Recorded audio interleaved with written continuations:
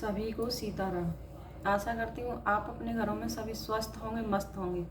बागेश्वर बालाजी महाराज की, सन्यासी बाबा की आप सभी पर कृपा बनी रहे। बोलो सन्यासी बाबा की जय। मैं आपको कहानी, अपनी कथा का पार्ट 2 सुनाने जा रही हूँ। मेरा सन्यासी, जिनके लेखक हैं पंडित धीरेन्द्र शास्त्री। ओम बागेश्वर नमः। बोलो दादा गुरुजी महाराज की जय, सन्यासी बाबा की जय। जहाँ एक ओर बालकों की टोलियां अपने खेल में व्यस्त थीं, वहीं दूसरी ओर मौड़ियां बालिकाएं भी अपनी छोटी सी दुनिया रच रही थीं। वृक्ष की विरल छाया के नीचे गर्मी से झुलसी हुई धूसर जमीन पर एक सूखी लकड़ी में ठूंठ से 8 चौखटें उकेर कर वे चिप्पड़ खिसकनी खेल खेल रही थीं।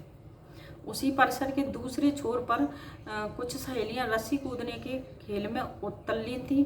लड़कियां रस्सी कूदने का वह खेल खेल रही थीं जिसमें 2 लड़कियां लगभग 3 मीटर की दूरी पर खड़े होकर रस्सी को गोल गोल घुमाती है और तीसरी लड़की उस घूमती हुई रस्सी के बीच जाकर कूदती है और कूदते कूदते निर्धारित की हुई संख्या 20, 30, 50 पूरी करके घूमती हुई रस्सी में से कूदते हुए बाहर आती है। यदि उसका स्पर्श रस्सी को हो जाए या वो उलझ जाए तो हार जाएगी, अन्यथा उसके 1 पॉइंट बना।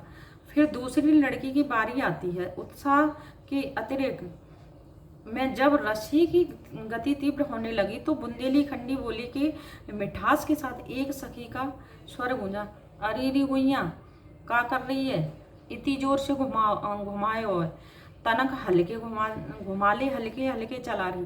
तू तो ऐसे दौड़ा रही है जैसे झांसी काशी बुंदेलखंड एक्सप्रेस हो। रामदई मैं नहीं दौड़ा रही है, दौड़ा तो रही है गुइया। अब रूठो मत, हम पहले ही कह रहे हैं हमारे 3 पॉइंट हो गए हैं।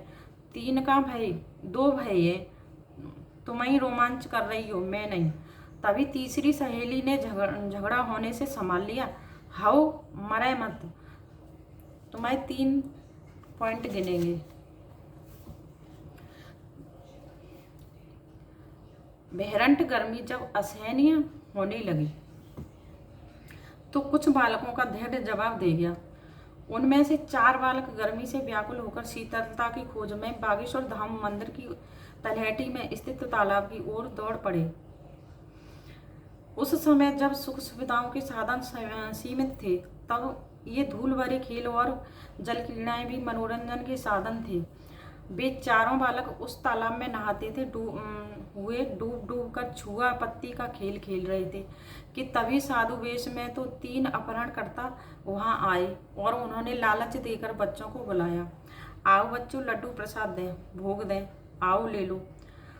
10-12 वर्षीय भोले भाले बच्चे तुरंत पानी में से छपक छपक करते हुए लड्डू प्रसाद के लालच में उन साधु वेशधारियों के पास पहुंचे। उन लोगों ने प्रसाद और चारों को पकड़कर बांध लिया और इससे पहले कि वे चीख पाते उन्होंने उनके मुख से कपड़ा बांधकर उनकी आवाज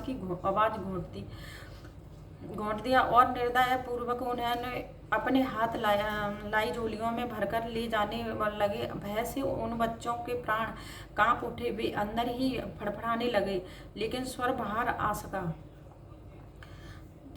ना आ सका। निर्जन स्थान, तपती दोपहर और क्रूर अपहरणकर्ता, सब कुछ उनके विरुद्ध था। उन बच्चों के लिए बचने का कोई मार्ग शेष नहीं था। उस समय नदी पर बांध बनाने वाले में से ऐसी मान्यता थी कि बांध बनाने के लिए बलि चढ़ाना आवश्यक है, नहीं तो वो निर्विघ्न पूरा नहीं हो पाएगा। वे साधु वेशधारी दरअसल दूर किसी क्षेत्र में बन रहे बांध पर बलि चढ़ाने के लिए इन बच्चों को ले जाने आए थे। आगे की कथा हम पार्ट 3 में बताएंगे। सभी को सीताराम। ओम बागेश्वराय नमः। यह कथा हमारी सन्यासी बाबा की सभी को अच्छी लगे तो लाइक करें, सब्सक्राइब करें, बेल आइकन का बटन दबाना ना भूलें। बागेश्वराय नमः।